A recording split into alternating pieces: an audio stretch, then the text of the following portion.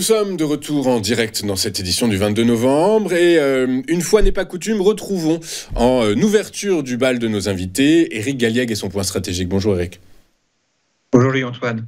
Merci beaucoup Éric d'être avec nous ce matin. Éric Galliègue, vous êtes directeur de la recherche chez FI Advisor Valcan avec nous justement pour nous expliquer comment ont évolué les principaux indices actions et surtout quels ont été les catalyseurs pourvoyeurs de volatilité. Avant de rentrer dans le détail de l'actualité que vous avez sélectionné pour nous cette semaine, Éric, quel est le bilan de la semaine ?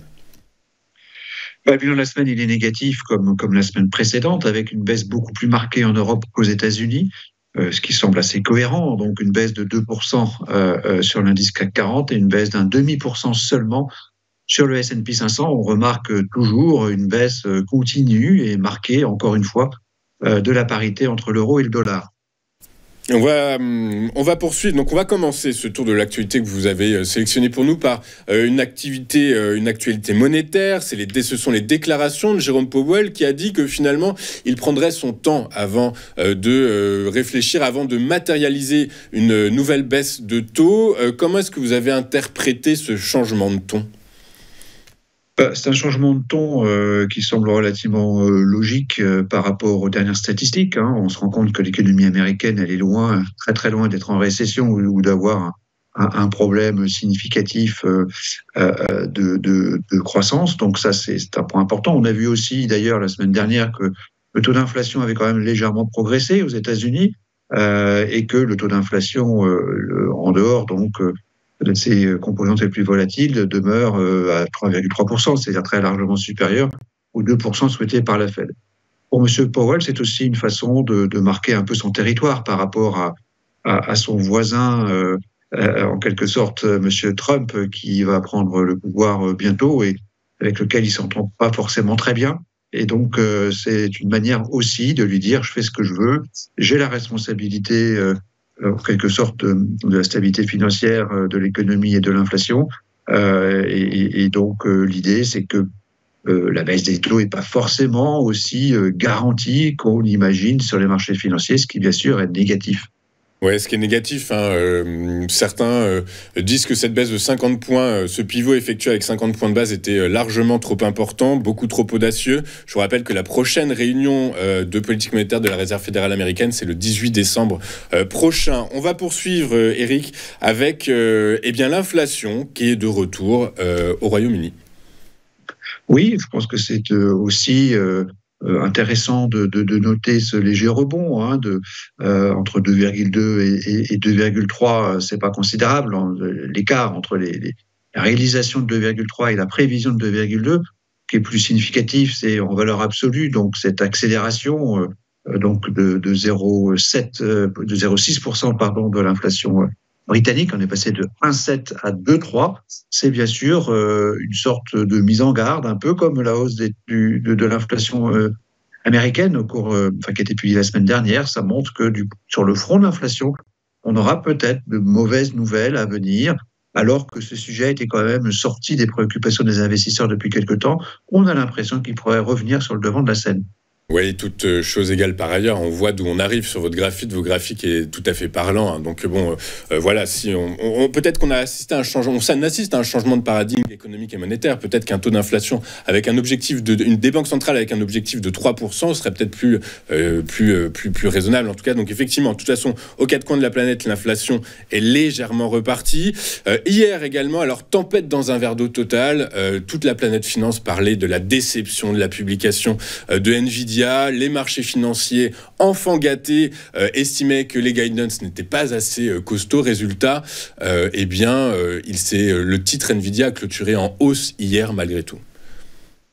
Alors, oui, notre objectif dans cette chronique n'est pas forcément de commenter le cours de bourse, mais de commenter, je dirais, les faits réels. Et c'est vrai que Nvidia a publié objectivement assez largement au-dessus des anticipations de marché, et qu'en ce sens, toute chose égale par ailleurs, et quelle que soit l'évolution des prix de Nvidia, nous considérons que c'est plutôt une bonne nouvelle.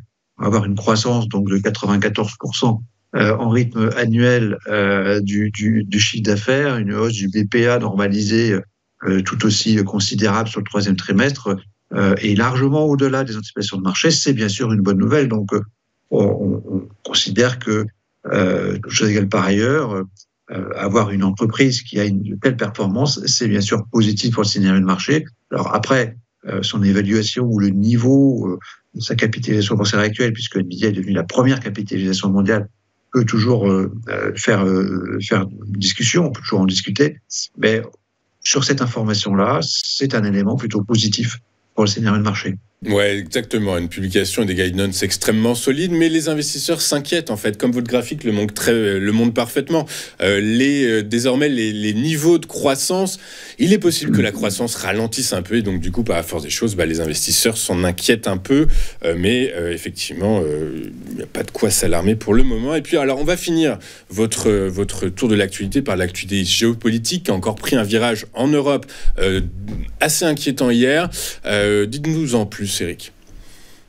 Oui, on se rend compte que le conflit entre l'Ukraine et la Russie est en train de subir une escalade, un engrenage, avec initialement l'arrivée de soldats nord-coréens sur le champ de bataille ukrainien, ce qui était bien sûr un élément d'escalade en soi, ou peut-être aussi un indice que la Russie n'est peut-être pas en très bon état en termes militaires, et subit un petit peu quand même une pression importante. En tout cas, c'est l'Ukraine qui est sur la défensive et bien sûr les échanges, l'autorisation qui a été donnée par Joe Biden de l'utilisation d'armes américaines sur le sol russe a été très très mal prise par Vladimir Poutine, qui effectivement a répondu par l'envoi de missiles balistiques intercontinentaux chargés avec une charge conventionnelle, bien sûr, sur une ville ukrainienne. Donc, c'est bien sûr un engrenage important. La Russie prend très très mal, effectivement, l'usage d'armes anglo-saxonnes, en quelque sorte, sur son sol. C'est vrai que si demain, des missiles russes tombaient sur le Texas envoyés par le Venezuela, je ne suis pas sûr de la réaction de M. Trump.